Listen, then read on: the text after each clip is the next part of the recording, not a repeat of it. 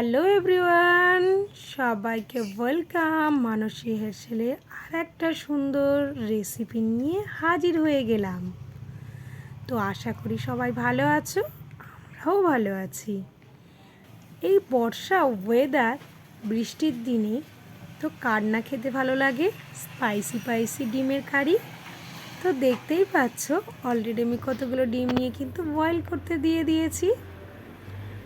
তো ডিমগুলো ততক্ষণে বয়েল হয়ে যাক, আর তোমাদের সাথে একটু শেয়ার করে নিই কী কী লাগছে। কম বেশি করে শেয়ার করাই যেতে পারে, হ্যাঁ না বন্ধুরা?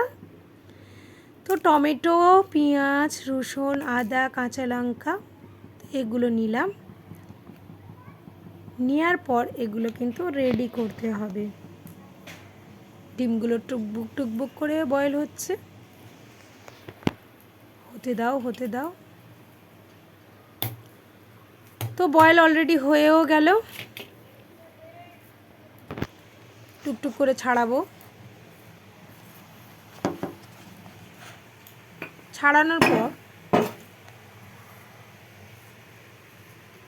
কম বেশি করে অনেকগুলো যেহেতু ডিম, তো এক হাতে ছাড়াতে এক হাতে ক্যামেরা নিয়ে ভীষণই একটা সমস্যার জায়গা তৈরি হয়ে গেছে।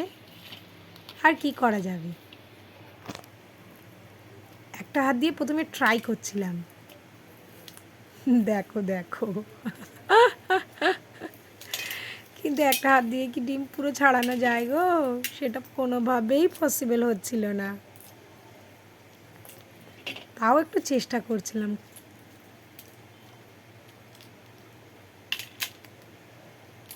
তো আমার তো ভীষণ হাসিও পাচ্ছে, কারণ আমি ভিডিওটা আগে বানিয়েছি, তারপরে তো ভয়েসটা দিচ্ছি। তো যাই হোক, চলো, আমি ক্যামেরাটা কোথায় রেখেছি আমি জানি না। মোটামুটি আমি দু হাত দিয়ে স্টার্ট করলাম ছাড়ানো। ও হো,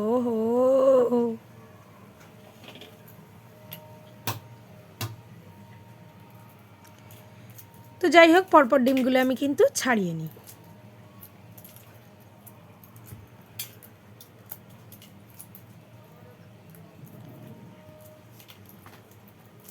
ব্যাক ক্যামেরাটা যে আমি কোথায় রেখেছি নিজেও জানি না। দেখো,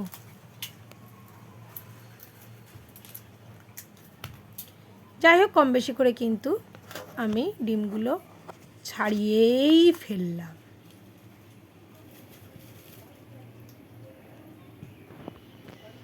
তার মধ্যে একটা ডিম গেল ওই রকমভাবে, দেখেই তো আমার মনটা খুবই খারাপ হয়ে গেল।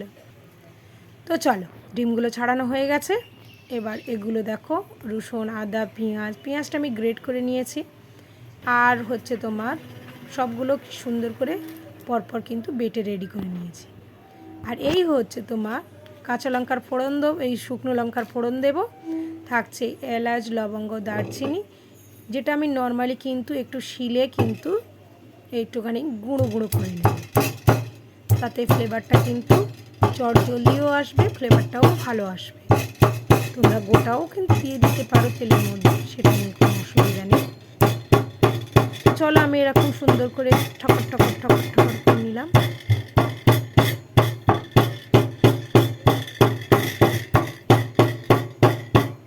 নেওয়ার পর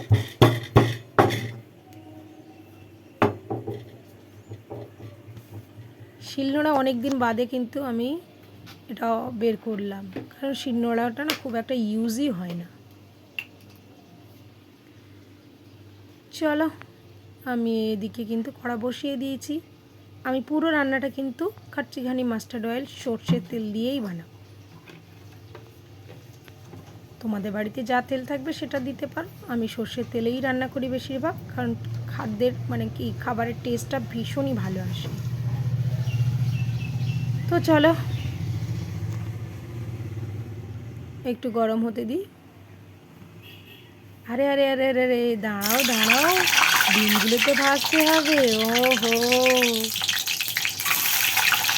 ডিমগুলো কিন্তু লাল করে একটু ভেজে নেব। স্বাদ মতো একটু লবণ আর হলুদ কিন্তু একদম দিতে মিস করবে না।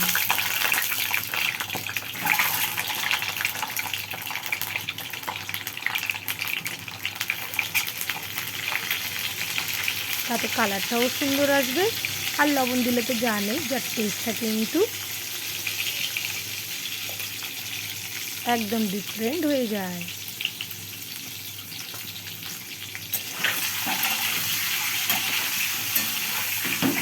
তো হালকা হাতে নেড়ে ছেড়ে নিলাম। এই খুন্তিগুলো মারার মানেটা কী হলো, এই যে খুন্তিগুলো বারবার আমি ডিমের মধ্যে টাচ করছি খুন্তির একটা সাইড দিয়ে, এটার কারণটা এটা অ্যাকচুয়ালি হয়েছে কি, আমি দেখে আসছি আমার ঠাম্মা বলো আমার মা বলো, দেখেছি যখন ডিম হচ্ছে ভাজা ভাজা করে তখন দেখেছি এরকম করে দেয় খুন্তি দিয়ে, বলে কি যাতে লবণ হচ্ছে ভিতরে প্রবেশ করে। তো যাই হোক,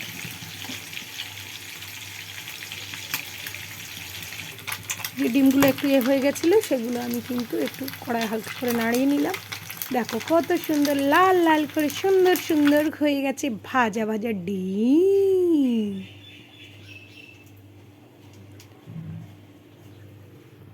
এবার কিন্তু সেই তেল যদি তোমাদের মনে হয় যে একটু তেল দিতে পারো, অপশনাল। আমি কিন্তু তেল একটু চেষ্টা করি কম তেলে রান্না করা। তো তাতে দিয়ে দিলাম শুকনো লঙ্কা, আর যেগুলো কিন্তু একটু গুঁড়ো গুঁড়ো করে রেখেছিলাম সেগুলো দিয়ে দিলাম। এলাচ, লবঙ্গ, দারচিনি, শুকনো লঙ্কার ফোড়ন দিয়ে একটু হালকা হাতে নেড়ে ছেড়ে নিলাম।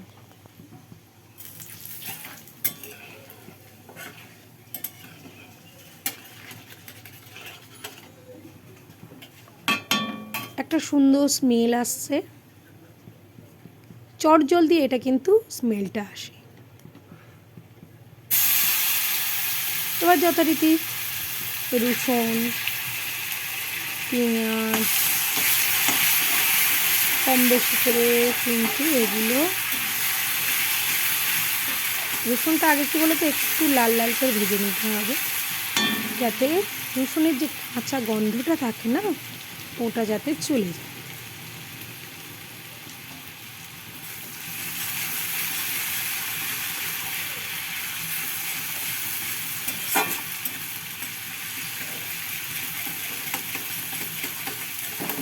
আচ্ছা বন্ধুরা, তোমরা কি বলতে পারবে আমার যে রেসিপি, মানে অ্যাকচুয়ালি যে রেসিপি ভিডিওগুলো শেয়ার করছি সেগুলো কি তোমাদের ভালো লাগছে?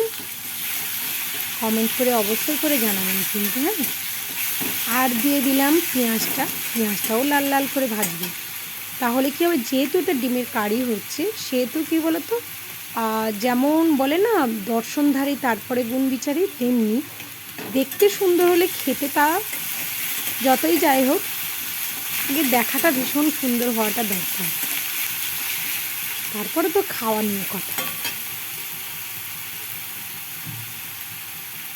হ্যাঁ, এর আগে বলতে বলতে যেটা থমকে গেলাম, এর আগে যে ভিডিওগুলো দিচ্ছি সত্যি সত্যি যদি ভালো লেগে থাকে অবশ্যই চ্যানেলটাকে সাবস্ক্রাইব করে রাখবেন। আরও নতুন নতুন রেসিপি আসবে, নিশ্চয়ই তোমাদের ভালো লাগবে, কিন্তু সাবস্ক্রাইব করতে একদমই কিন্তু ভুলবেন না। হ্যাঁ, দেখো সুন্দর করে কিন্তু তেল ছেড়ে দিয়েছে অলরেডি।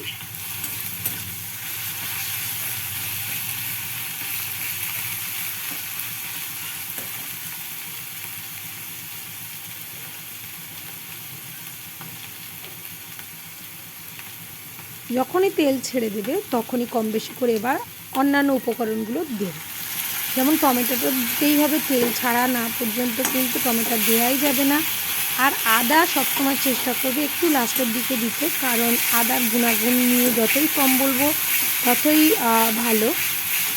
আর আগেও বলেছি যেমন রসুনের কাঁচা একটা গন্ধ থাকে, তেমনি টমেটোরও কিন্তু কাঁচা একটা গন্ধ থাকে, সেটা যেন আস্তে আস্তে কিন্তু নাড়াচাড়া করতে করতে সেটা চলে। এবার স্বাদ মতো লবণ, হলুদ, একটু কাশ্মীরি লঙ্কার গুঁড়ো, কাঁচা লঙ্কা দিয়েও তোমরা করতে পারো। এগুলো অ্যাকচুয়ালি যে যেমন খাবে, কেউ যদি বেশি একটু ঝাল ঝাল খেতে পছন্দ করো তাহলে একটু পরিমাণে বেশি করেই দেবে। দেখো আমার পুরো মশলা কষা থেকে কিন্তু অলরেডি তেল ছেড়ে দিয়েছে। হ্যাঁ না, কড়ার মধ্যে কি লাগছে? লাগছে না। দেখো রান্না সত্যি কথা বলতে একটা আর্ট। অ্যাকচুয়ালি কেউ যদি ভালোবেসে রান্না করে তো সত্যি বলছি খেতে এত ভালো হয়, এত ভালো। যেহেতু আমি একটা হাতে ভিডিও করছি, এক হাতে নাড়াচাড়া করছি, এক হাতে ক্যামেরা ধরে আছি, তাই একটু ডিসব্যালেন্স হয়ে যাচ্ছে, তো একটু মানিয়ে নেবেন। হালকা একটু জল দিয়ে দিয়েছিলাম, তারপরে আবার একটু পরিমাণ মতো আবার জল দিয়ে দিলাম। কারণ আমার মনে হয় যে কোনো তরকারি বলো, রেসিপি বলো, বয়েল করে খাওয়াটা কিন্তু স্বাস্থ্যের পক্ষে ভীষণই ভালো। আমি যে কোনো রান্না কিন্তু চেষ্টা করি মানে একটু ভালো করে বয়েল করা, সেটা এর ক্ষেত্রেও অন্যথা হলো না। তো সাথে দিয়ে দেবো কাসুরি মেথি, যেহেতু আমার এটা ফুটে উঠে গেছে।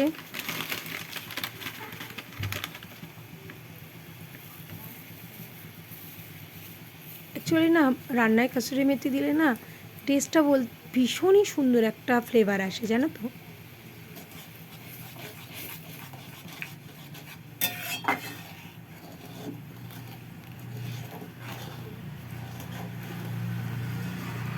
তোমরা যদি একদম মনে করো যে ডিমটার একদম গায়ে মাখা মাখা থাকবে, তাহলে কিন্তু একটু কম জল দেবে। আমি যেহেতু একটু গ্রেভি রাখবো, তাই কিন্তু একটু পরিমাণে দিয়েছি। আর সাথে কিন্তু আগেও বলেছি আমি যে কোনো জিনিস কিন্তু ভালো করে বয়েল করে রান্না করতে ভালোবাসি, যাতে স্বাস্থ্যের পক্ষে খুবই ভালো হয়। ফুটে ওঠার পরে ডিমগুলো দিয়ে দেবো।